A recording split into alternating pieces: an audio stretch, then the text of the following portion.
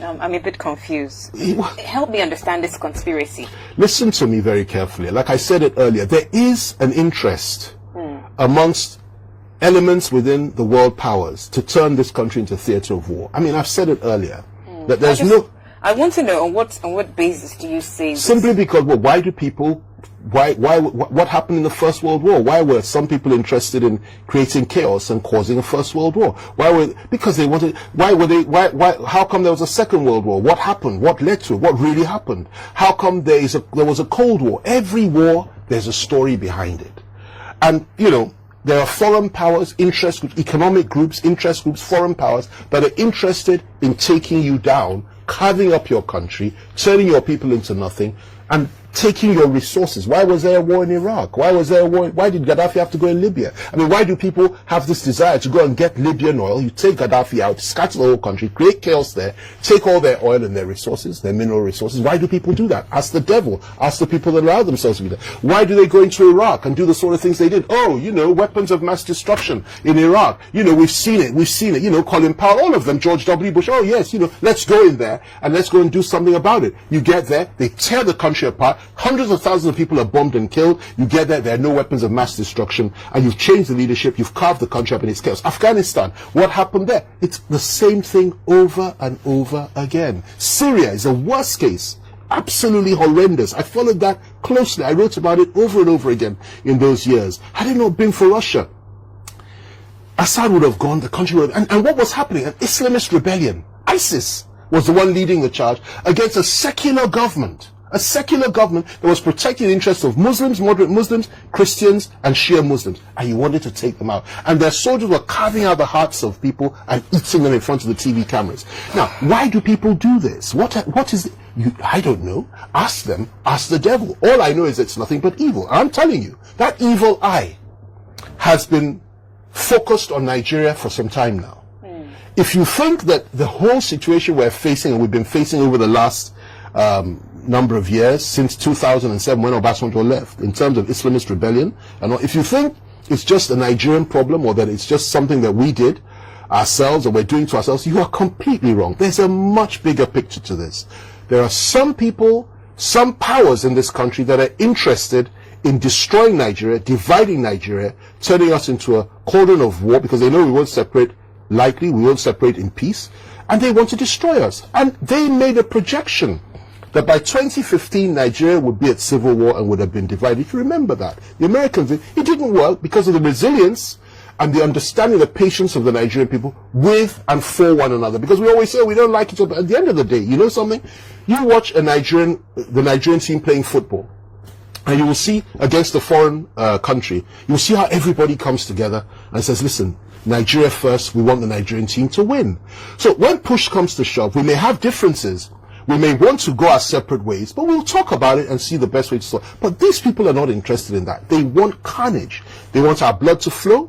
They want our flesh to be hacked. They want it to be destroyed. They want our hearts eaten. They want our wives and our children to be raped and murdered. They want carnage. They want chaos. And then they want to establish a new order. Most importantly, they're interested in our oil. They're interested in having another pool of slaves for them. They're interested in chaos and carnage and destruction, and to destroy what would have been and what is the most beautiful lady on the African continent, a great country, a great power that it once was, that held so much promise for the black man throughout the country. Now, why would they want that? I don't know. Ask Satan and ask them. It's their agenda, not ours. But God still rules in the affairs of men. And when I say this, I'm talking about the deep state. I'm not talking about an individual or president. I was a great supporter of Trump because I know that Trump was against this agenda. Trump pulled back foreign American forces from every single, he was not interested in this, which is one of the reasons they had to get him out at all costs. A lot of Nigerians don't appreciate or understand this, but those of us that know what's going on in this national understand it very, very well. Now, the situation we're in now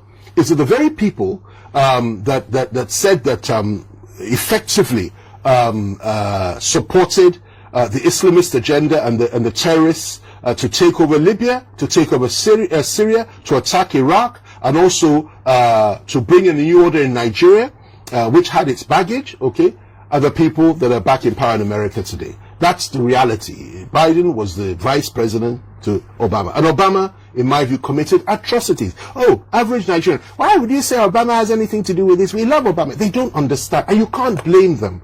So if you want to talk about the involvement of foreign powers, talk about Britain, talk about America, talk about France, talk about the conflict between France and America on the African continent, talk about the inclusion and incursions of China. It's a very complex plot.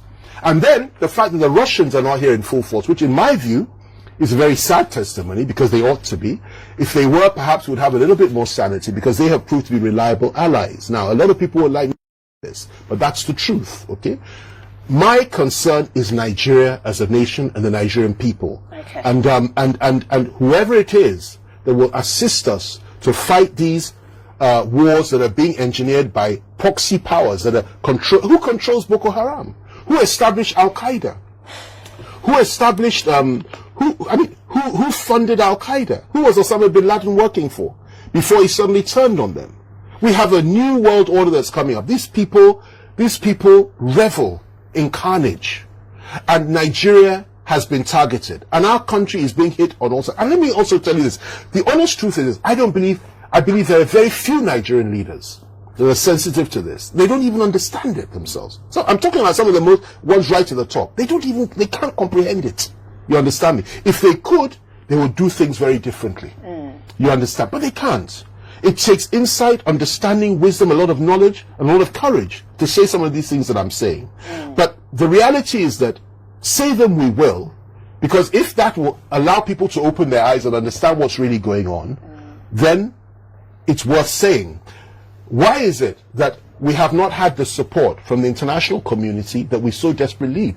Why is it that the Americans, who can fly all the way, flying their troops into Nigeria and to Niger Republic to save one American citizen, why is it that they can't tell us where all these girls are through their satellites? Why can't they tell us anything? Why is it that it's not reported on CNN every day, or on BBC every day, or Al Jazeera every day, that our people are being slaughtered every day, to thousands per day, literally being kidnapped and being slaughtered? Have you ever asked yourself that question? Why doesn't CNN report it? One person gets killed in another part of the world. Oh, look at what happened here. But when it comes to Nigeria, they blacked it out. Just to mention here and there, oh, you know them, they're killing each other, you know, that's all they're good for. What is really going on? And why is it, I go back to it, that during President Obama's time, why was an arms embargo placed on us? Poor Nigeria, fighting all alone, no arms, no nothing. We were left in the lurch. Not only that, when we had deals with other countries, they went there and said, don't give them arms to fight against Boko Haram. Who is funding Boko Haram? Who is behind Boko Haram? Who is using Boko Haram? Who is using Al-Shabaab in East Africa? Who was behind ISIS? Who was behind Al Qaeda? Who was behind them? And this is not a Christian agenda. A lot of people don't understand it. This is demonic. It is Illuminati. It is evil. I mean, it's not a conspiracy. It's a reality.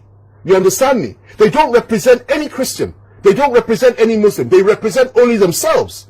You understand? And the only way to fight them is through prayer, understanding, wisdom, and knowledge, and the impartation of knowledge to our people, that this is what is going on. Our enemies are not our own brothers and sisters, whether Christian or Muslim or Northerner, they are, or Southerner. Our enemies are outside these shores that see us as a space that needs to be filled with blood and destruction and carnage, and they relish in it.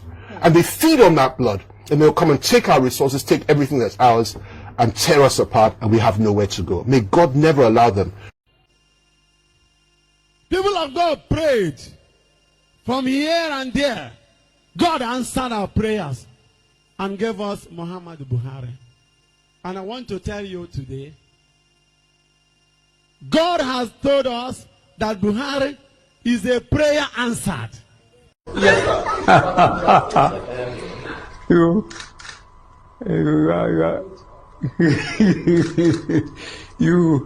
Thank you for watching. Please remember to subscribe, share, like, turn on your notification bell. Thank you very much. Until I see you again. Bye.